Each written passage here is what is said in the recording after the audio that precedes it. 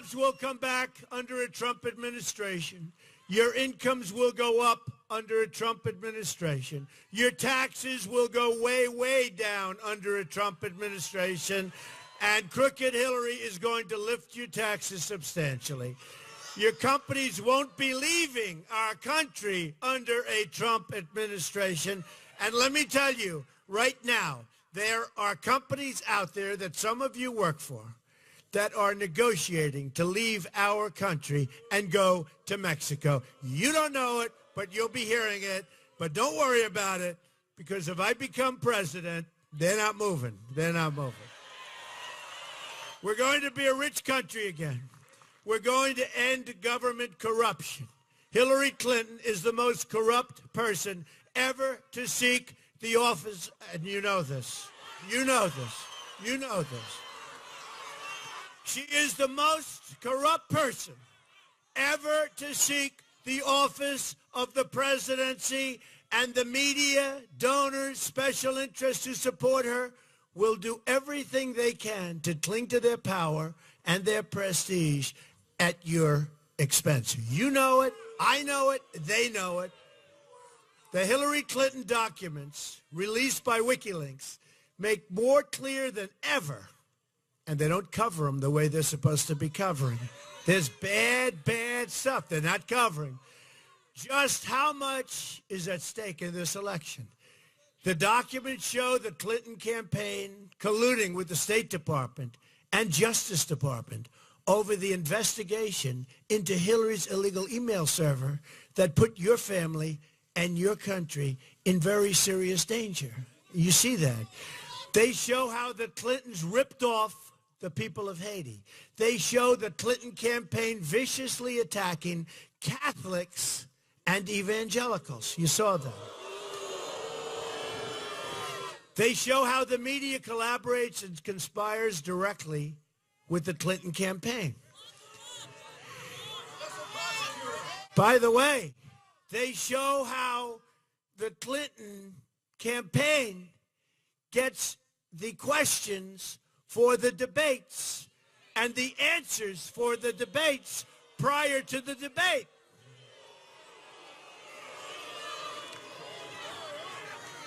And we still beat her easily in that debate. Can you believe that she got the questions and answers prior to, I guess, a Bernie debate? And you don't even hear about it. Can you imagine if I got the questions to a debate? It would be the biggest story worldwide. You must immediately resign from the campaign. You don't even hear about it. She got the questions before a debate.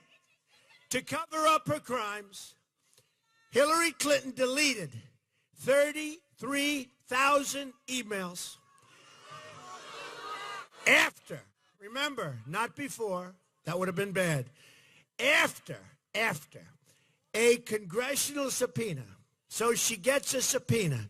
She said, we got problems. Delete all the emails. Get rid of them. And she acid washed them. She lied to Congress under oath.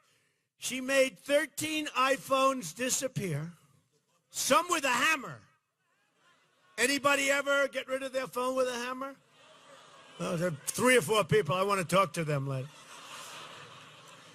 And now, just last week, we learned that 2 boxes of emails and evidence are mysteriously missing. They're gone. Hillary Clinton should have been prosecuted, and she should right now be in jail. She should be. She should be.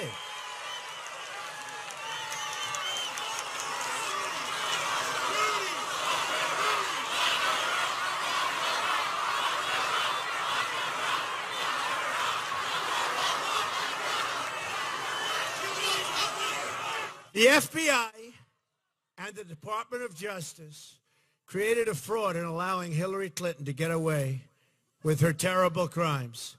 And I guarantee you, the Clintons are laughing like hell at them right now. The director's performance in Congress, coupled with Bill Clinton's clandestine meeting on the tarmac with the Attorney General in her airplane just prior to decision time on Hillary Clinton's future, supposedly talking about golf and grandchildren for 39 minutes. Secret meeting. And remember, he just happened to be there. He was going to play golf in Arizona. I love Arizona. It's one of my favorite places. But at that particular time of the year, it was like, what, 110 degrees out, right? And he wasn't seen playing golf that day after the meeting. I guess he decided to cancel his golf. Now, just happened to be, oh, look, there's the Attorney General's plane. Maybe I'll hop on, give my regards to the Attorney General. Folks, there's never been a situation like this in the history of our country. It's the lowest point in those departments' history. FBI people, who are phenomenal people, must be spinning at what's going on with the FBI. Spinning. Instead of being held accountable, Hillary is running for president in what looks like a rigged election, okay? It looks to me like a rigged election. The election is being rigged by corrupt media, pushing completely false allegations and outright lies in an effort to elect her president.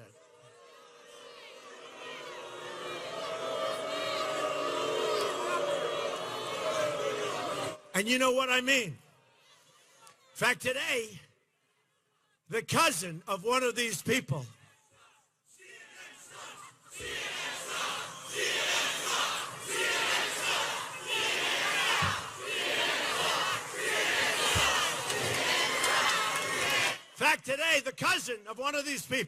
very close to her, wrote a letter that what she said is a lie, that she was a huge fan of Donald Trump, that she invited Donald Trump to a restaurant to have dinner, which, by the way, I didn't go to. Didn't even know who the heck we're talking about here. But these allegations have been, many of them already proven so false. And in fact, the other one with People magazine, the butler, said it was a total lie. Remember the butler? The butler said it was a total lie. We can't let them get away with this, folks. We can't. Total lies. And you've been seeing total lies. But we're going to stop it. We're not going to back down. And remember this, it's a rigged election because you have phony people coming up with phony allegations with no witnesses whatsoever, ending up from 20 years ago, 30 years ago. How about this crazy woman on the airplane? Okay? I mean, can anybody believe that one? How about this? After 15 minutes, we don't know each other. After 15 minutes, she said, well, that was too much. And I decided, 15 minutes? With the ladies in this place, it would be 1 second and it would be smack. 15 minutes. No, it's a crazy world we're living in. But that's what I mean. It's a rigged election because they're taking these unsubstantiated, no witnesses, putting them on the front pages of newspapers. So it's a rigged election, but we're not going to let it happen. And we're just getting started. Americans have had it with the years and decades of Clinton corruption. You can go back to Whitewater. You can go back to the cattle deal. Remember the cattle deal? Where she got a far greater return on investment than anybody in the history of the cattle business. I mean, give me a break. These are crooked people. Hence, I call her Crooked Hillary. Crooked Hillary. And right now, she's resting for the debate. So, she's resting. She's resting for the debate. She's resting. Well, she rested for the last debate. She didn't do too well. And she said she's practicing for the next debate. She called it debate prep, right? Right now, she's in debate prep. I don't know. This is Saturday. That's going to be Wednesday. If you got to study all that, you're supposed to know this stuff. You know, she's supposed to be so experienced, right? Supposed to know this stuff. What are you going to learn in 5 days? I mean, she's supposed to be so experienced, sort of. You know what's interesting, though, to me? She's supposed to know it. And yet, when she was being investigated by the FBI, when she did on the 4th of July weekend, by the way, with no tape recorders going, with no swearing in, when she gave her testimony, she didn't have to swear. This was a little different than they treated Martha Stewart, but with no tape recorders going, with no swearing in on the 4th of July, 39 times, I don't remember. So maybe that's why she has to debate prep, because she's got a bad memory.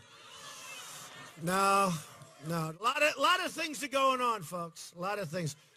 I think she's actually getting pumped up. If you want to know the truth, she's getting pumped up. You understand? In fact, we're going to be talking about that in a few minutes. She's getting pumped up for Wednesday night. Let's see. You know, I don't know. Maybe we're like athletes, right? Hey, look, I beat 17 senators, governors. I beat all these people. We're like athletes. Hillary beat Bernie, although it looks like Bernie got a little bit of a bad deal based on WikiLeaks, right? If you look at WikiLeaks. But we're like athletes, right? So athletes, they're making them more and more, but athletes, they make them take a drug test, right?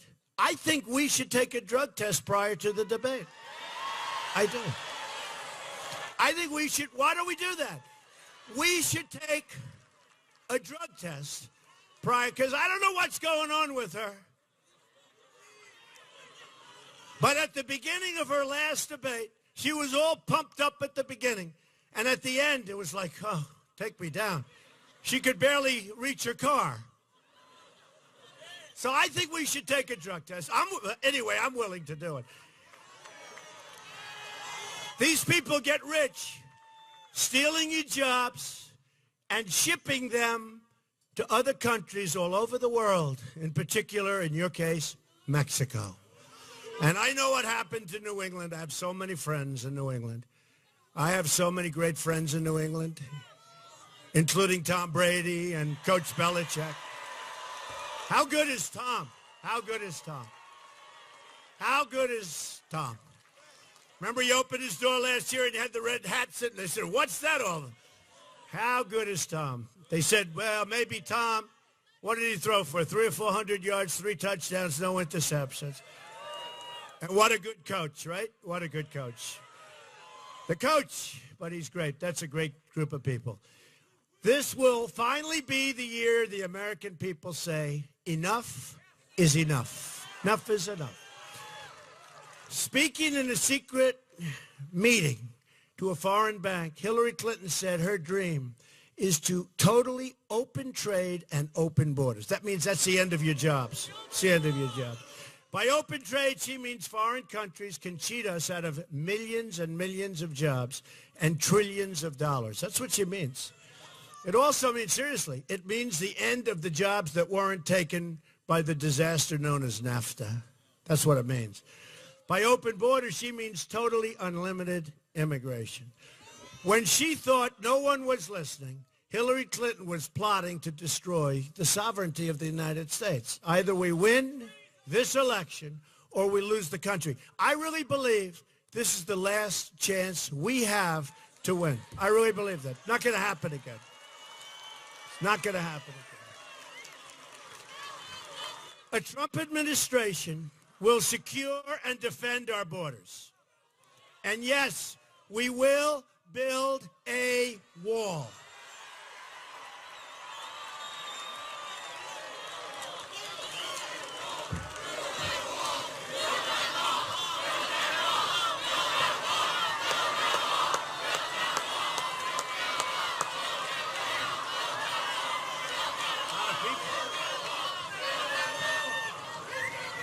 A wall will not only keep out dangerous cartels and criminals, but it will also keep out the drugs and heroin that's poisoning our youth.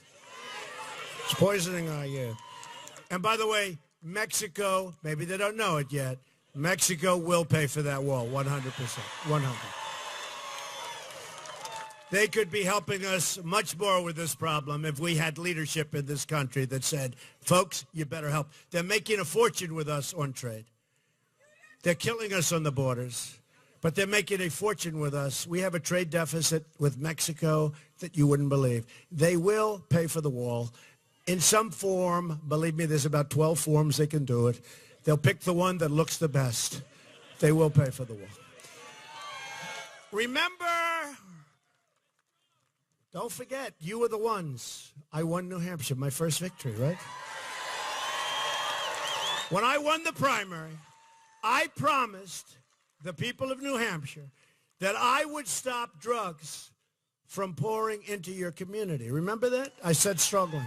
I'm going to do it. See, I'm not a politician. I'm going to do it. They won't do it. With them, it's just talk. It's just talk.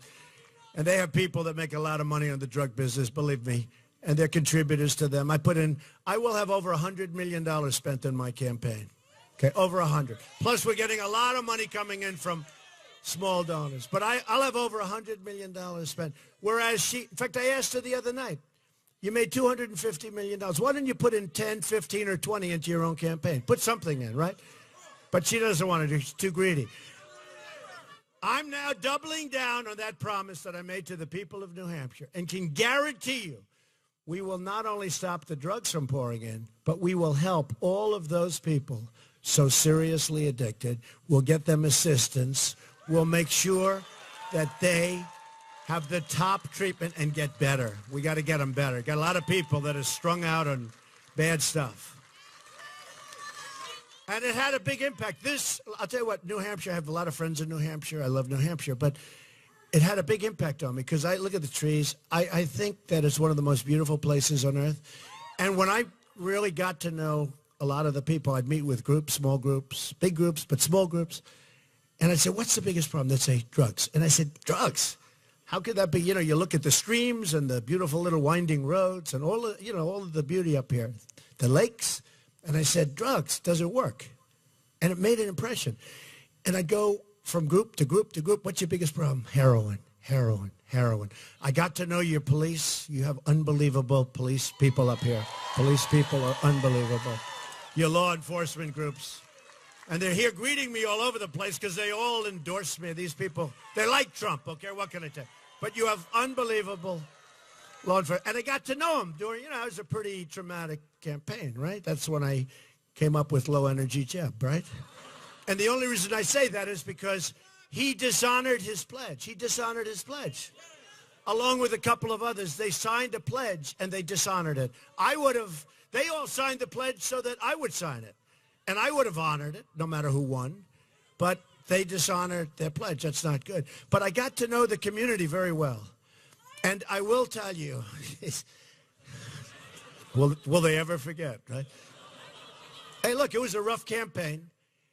And some of these guys, some governors, they lost more viciously and in a more brutal contest than they've ever had in their lives before. Don't forget, I wasn't supposed to win. I was a businessman with no experience, but I was always very political, but I had no experience. And they had, when I was 4 months into the campaign, they did a study. They said, in experience, Trump had 4 months experience, and they had, cumulatively, they had 233 years. So it was 4 months versus 230. So the geniuses back there, Charles Krauthammer, there's a real winner. There's a real winner. Charles Krauthammer, he says, Donald Trump has no experience and he has no chance. Remember when in Massachusetts I got almost 50% of the vote with 11 people, right? I had 49.7%. And they said, and we had like 11 people left. And they said, he did not get 50%. I said, how do you get 50% when you have 11 people running, right? So anyway, these are total losers. And by the way, it shows we're up 1 or 2 points here. My people tell me we're up a lot in New Hampshire, so I think we will. Who knows? Who knows? Who knows? I think we're going to win New Hampshire big. So So it made a big impact on me, even for the rest of the country, because I got to know the people of New Hampshire so well. When they said their number one problem, is it still? I mean, that's like, they didn't talk about all of the other problems that we have. They said it was heroin pouring into the community, and drugs, but heroin. And I said to them that if I win, if I get elected president, I'm going to solve that problem. And I mean it to every community, but I mean it so much, maybe more than ever, because you're the ones that really showed me the gravity of the problem of drugs pouring in mostly from the southern border into our community and into your community. We're going to take care of it. New Hampshire is one of the highest drug overdose rates, if you look at it, and death rates in the country. It's hard to believe. So we have to solve this crisis, and we will. I have to give credit to my running mate, Mike Pence. Has he been great? Has he been great? He is a great guy. Mike increased the mandatory minimum sentences for the most serious drug offenders while expanding access to treatment and prevention options for those struggling with addiction in Indiana.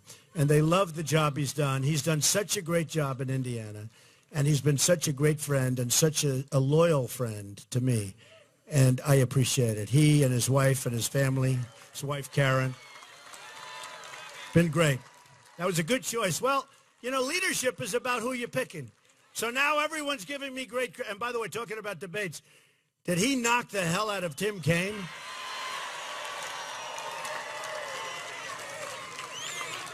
That was like the New England Patriots playing my high school football team, okay? We must make similar efforts a priority for our nation. That's what we have to do for our nation. Not too long ago, we read about Christopher Honor and Courtney Griffin, a young Rockingham couple, and this was a beautiful couple, just a beautiful couple, who died of an overdose within a year of each other. Their story of prescription drugs, heroin, wait times for treatment, and missed opportunity in the court system are a tragic reminder of why we need to plan to end the opioid epidemic. We have such an epidemic. We have such an epidemic in this country, and people don't know it. And the people that do know it, sometimes it's too late. And we have to end this epidemic. First, we will stop the flow of illegal drugs into our country. The number of heroin seizures on the border has tripled, but it's got to go much, much higher. That's a tiny fraction of what's coming in. I've received the first ever endorsement of our Border Patrol agents, and just last week, our ICE officers. And these are great people, by the way. These are people that want to do the job, and they're not being allowed to do their job for economic reasons. And under a Trump administration, we will work with them to end the flow of drugs across our border. And when they gave me the endorsement, I asked them, how important is the wall? They said, Mr. Trump, it's so important, you have no idea. And that made me feel good. That made me feel good because we need it. We're also going to put an end to sanctuary cities which refuse to turn over illegal immigrants and refuse to turn over drug traffickers for deportation. We will dismantle and you know we have to do this, we have to dismantle the illegal immigrant cartels and violent gangs, and we will send them swiftly out of our country, back to their countries, and they're not coming back in. And if you remember Hillary Clinton, when we brought killers, drug dealers, gang members back to countries, and intelligently their countries said, we're not taking them. They don't want them. We're not taking them. She said, oh, bring them back. That's not going to happen with Trump, believe me. There won't be one case. There won't be one case. In 4 years or 8 years, let's see what happens. There won't be one case where those people are brought to their country and come back into our country. There won't be one. We will aggressively prosecute traffickers of illegal drugs and provide law enforcement and prosecutors with the resources and support they need to properly do their jobs. President Obama, who spends most of his time campaigning for crooked Hillary, this guy spends all his time campaigning. He ought to be working on jobs and lowering taxes.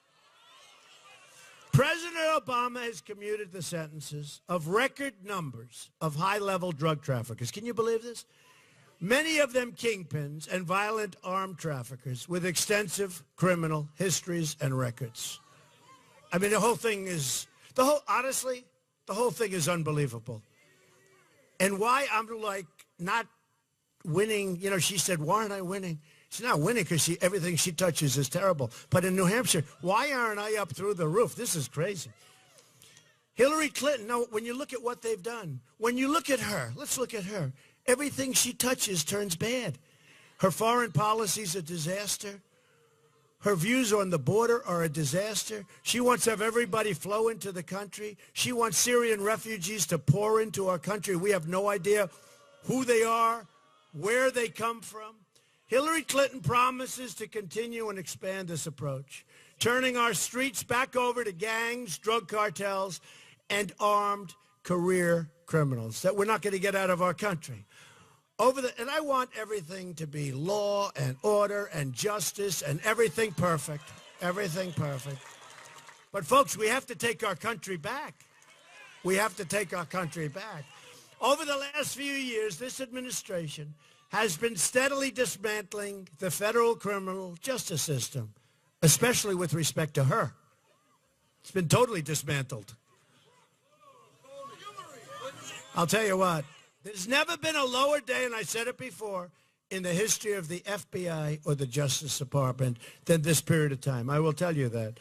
Tens of thousands of drug dealers have been released from prison, and they've been released early, including many illegal immigrants, regardless of their history of violence or ties to transnational gangs and cartels. They're released early all the time. They're released early. They get off for good behavior. Within an hour, they're back on the streets doing their number. Second, we will close the shipping loopholes that China and others are exploiting to send dangerous drugs across our borders and into the hands of our Postal Service. These traffickers use loopholes in the Postal Service to mail fentanyl and other drugs to users and dealers all over the United States. It comes right through the mail, okay? That won't be happening. A Trump administration will crack down on this abuse and give law enforcement the tools they need to accomplish this mission, and rapidly. Rapidly. Third, we will fix the misguided rules and regulations that have made this problem worse. It's a tragedy enough that so many Americans are struggling with life-threatening addiction. We're going to work with them. We're going to really work with them. It's the biggest problem. We should not compound that tragedy with government policies and bureaucratic rules that make it even harder for them to get the help that they so desperately need. The FDA has been far too slow to approve abuse-deterring drugs. They have some drugs that really can help, and it just doesn't happen. For years and years, they study, and years. These are people that are dying. These are people that are committing suicide. We have to move it along, and we can move. And there are some things that are amazing that they have, and they're not approving them. And when the FDA has approved these medications, the rules have been far too restrictive, severely limiting the number of authorized prescribers as well as the number of patients each doctor can treat. We have a problem here. We have millions and millions of people in our country that are badly addicted and that will die soon.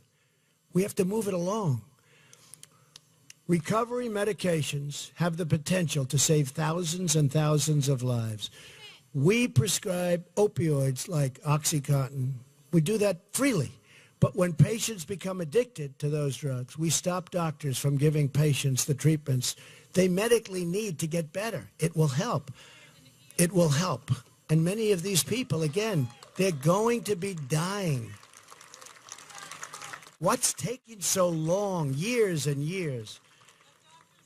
As president, I'd work to lift the cap on the number of patients that doctors can treat. They have a cap, provided they follow safe prescribing practices and proper treatment supervision. At the same time, DEA should reduce the amount of Schedule II opioids, drugs like Oxycontin, methadone, and fentanyl. And they have to. The fentanyl is also a tremendous problem that can be made and sold in the United States. We have 5% of the world's population, but use 80% of prescription opioids. That's an amazing statistic. Finally, we will give people struggling with addiction access to the help they need. Congress has already taken the first step by passing the Comprehensive Addiction and Recovery Act. This legislation is an important step in the right direction. I would expand incentives for states and local governments to use drug courts and mandated treatment. And by the way, your police, and I know on this area, because I know your police very well in this area, have done an amazing job. Boy, they are against a fight that's unbelievable. But your police have done an amazing job. They can be cost-effective, appropriate, and humane, and the response to the addiction can be incredible. I would dramatically expand access to treatment slots and end Medicaid policies that obstruct inpatient treatment. You got to do this. I would dramatically expand first responders and caregivers' access to Narcan, and antidote that really, it's an antidote that treats overdoses and saves thousands of lives and supposedly is amazing. There are a lot of amazing things out there, but we're not getting to use them. I would also restore accountability to our Veterans Administration. Too many of our brave veterans have been prescribed these dangerous and addictive drugs by the VA that should have been paying them and really paying better attention to what's going on. The VA has been such a disaster all over the country. And we're going to take care of our veterans better than they've ever been taken care of before. Remember that. Our veterans, in many cases, are not treated as well. Remember this. They're not treated as well as illegal immigrants come pouring into the country. Our veterans are not treated as well, in many cases. Our veterans are going to be taken care of really well for the first time. These are our great people. Together, these steps will ensure that every American struggling with addiction has access to the care and the help that he or she needs, and in most cases, and some cases, desperately needs. But if we're going to bring hope back to our communities, we only have to solve lots of problems, but we have to also solve the problems of the economic crisis that we have, because we have an economic crisis. Jobs are gone. Our companies are, a lot of them have left. A lot of our best companies have left. The wealth has been raided from our country, leaving behind dilapidated communities, rusted out factories, and shattered dreams. I mean, we drive around here and you see buildings that were thriving 20 years ago, and now those companies are located in Mexico and other places. Not going to happen, folks. At the center of our economic revival will be fixing our terrible trade deals. It's just terrible. You look at NAFTA, you look at what's happened. And speaking of that, 47 million Americans are living in poverty. 45 million Americans are on food stamps. Think of that, in this country. We have nearly an $800 billion annual trade deficit in goods with the world, and the worst so-called recovery since the Great Depression. It's not a recovery. It's only a recovery on Wall Street, and that's because it's a big fat bubble that's going to explode as soon as interest rates go up. And Obama doesn't want to raise the interest rates because he doesn't want to go down the way he should go down. It's a big, fat, ugly bubble. You watch. It's horrible. Horrible that he's been able to get away with this. And he's doubled the debt during his relatively short tenure. Over the life of our country, in what will be 8 years, he will have doubled the debt to 20 trillion, from 10 trillion to 20 trillion. And you know what? We didn't do anything. What did we do? We didn't build our roads. We didn't build our hospitals. We didn't build our tunnels, our bridges. I mean, the place is a mess. You know, it's one thing if it's tippy-top, the roads are good, and we have debt. But we haven't even started yet. Our airports are a laughing stock all over the world. This is the legacy of Obama-Clinton. The state of New Hampshire has lost nearly 1 in 3 manufacturing jobs since NAFTA signed by Bill Clinton and very strongly supported by crooked Hillary. Since China entered the World Trade Organization, another bill Hillary backed, and this is a Bill Clinton deal also. And listen to this, because I thought this has to be a mistake. I said, no, it can't be 70. It has to be like maybe 700. 70,000 factories have shut down or left the United States. 70,000. Millions of jobs. 70,000. I went back to my people. I said, do me a favor. You made a typo.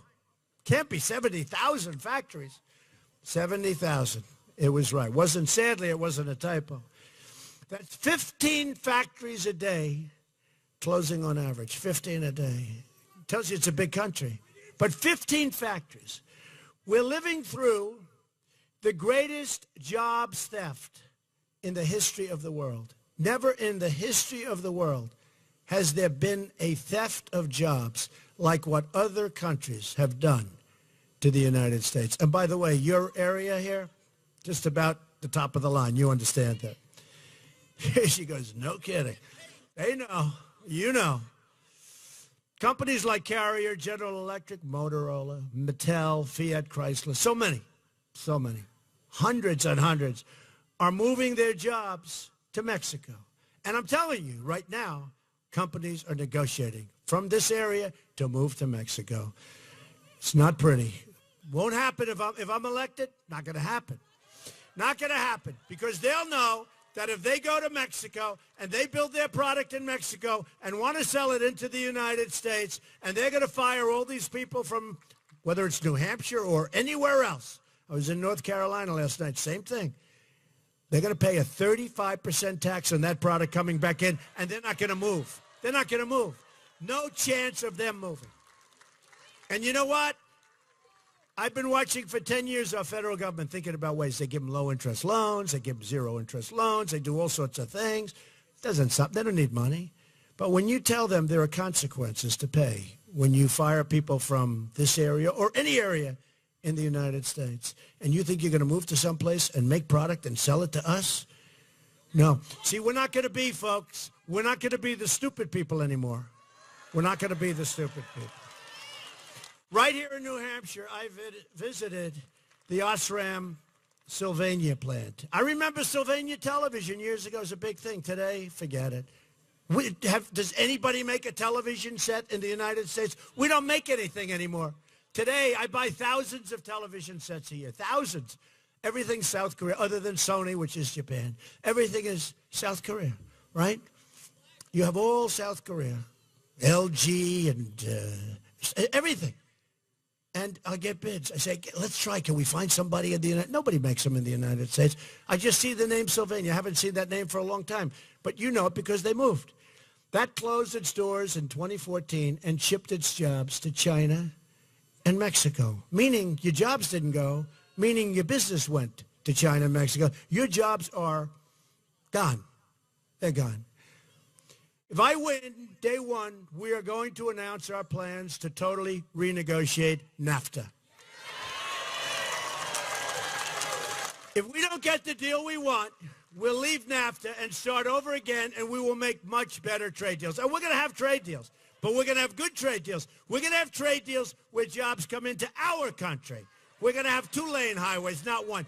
Right now, our trade deal, NAFTA, it's, by the way, the worst trade deal ever made in the history of the world, not the United States. The worst, the dumbest trade deal ever made. Even if you look at the taxing systems are different. They have a VAT system. We have our system. So immediately, and you know, when the deal was made, they made a mistake. That was many years ago. Nobody ever fixed the mistake because they start off with a 16% advantage just because of the way we tax. It's a little complicated, but it doesn't matter.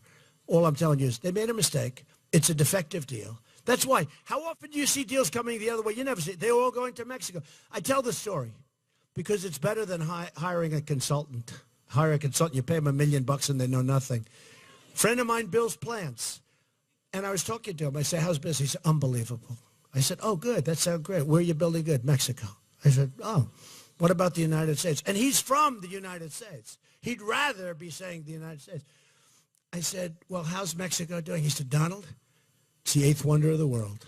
We're building some of the greatest plants anywhere in the world in Mexico. You have to see. I said, I don't want to see. I don't want to see. You know, Ford is moving there now, and Carrier, and there's so many companies. He said, we're building some. I said, how about the United States? He goes, not good, not good.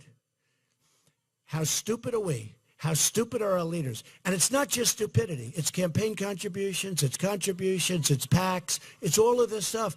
Even if they know better, and they're not all stupid. A lot of them are, but they're not all stupid. But they won't do it because they have to take care of their donors and their special interests. We're going to, well, and I tell you this very strongly, to me, one of the most important statements. We are going to start making things again in America.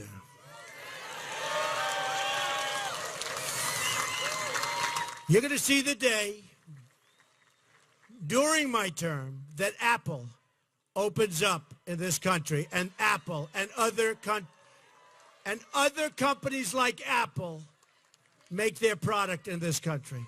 Forget about China, forget about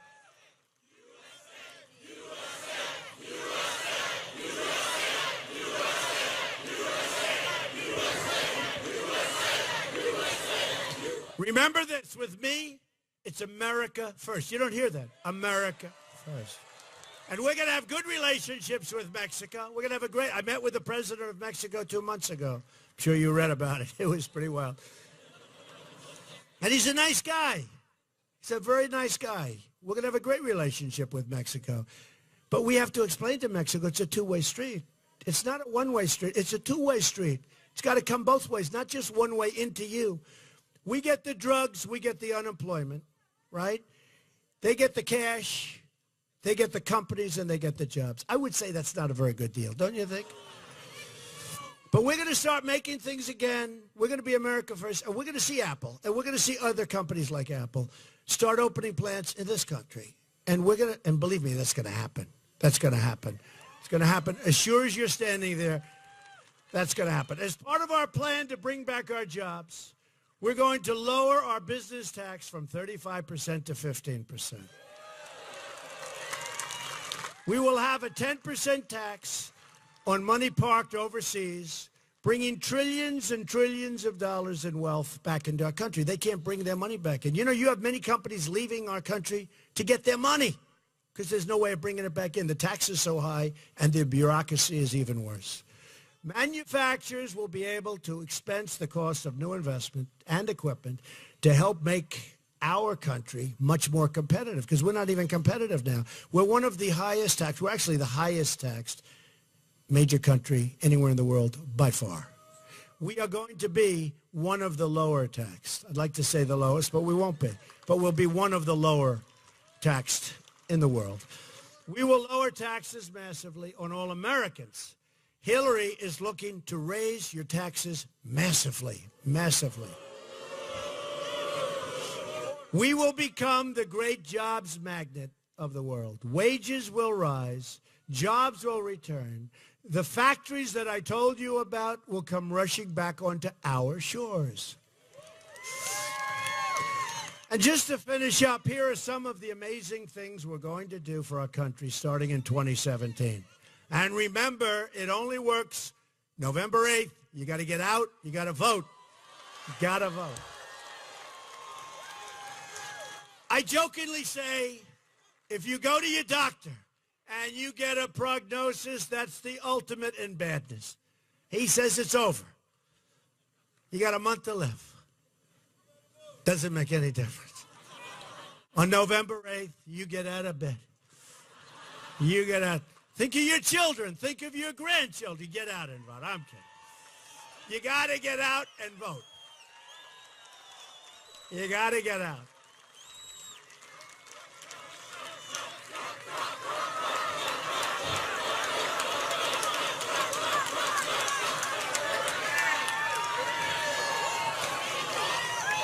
We're going to have the biggest tax cut since Ronald Reagan, and actually it could be even bigger than that. Very importantly, we're going to eliminate every unnecessary regulation that are choking people and choking our country. We are going to defend our religious liberty. We're going to reduce the cost of college tuition. We are going to rebuild for our great, great people in the military. We're going to rebuild our depleted military, and we are going to take care of our veterans. We are going to repeal and replace Obamacare. Very important for New Hampshire. This is under siege. We are going to save our Second Amendment. It's under siege. And the NRA, National Rifle Association, endorsed me, the earliest endorsement they've ever given, and they are terrific people. And we're going to appoint justices to the United States Supreme Court who will uphold and defend the Constitution of the United States. You have 24 days to make every dream you ever dreamed for your family, for your country, come true. You have 24 days. And if we don't win, as I said before, if we don't win, I don't think it's ever going to happen again. Our country is going to be in a spiral that won't be stopped. On November 8th, the arrogance of Washington, D.C. will come face to face with the righteous verdict of the American voter. I am going to fight. I am going to fight so hard. Hey, I had a great life. I got the best publicity. I have a great company. I built this incredible company. My life was so wonderful. Now I'm loving this because we're doing something that's going to be amazing. But we have to pull it off. It's going to be amazing. It's a movement the likes of which they've never seen before. They've never seen. Look at this crowd all the way back. It's a movement the likes of which they've never seen before. I am going to fight for every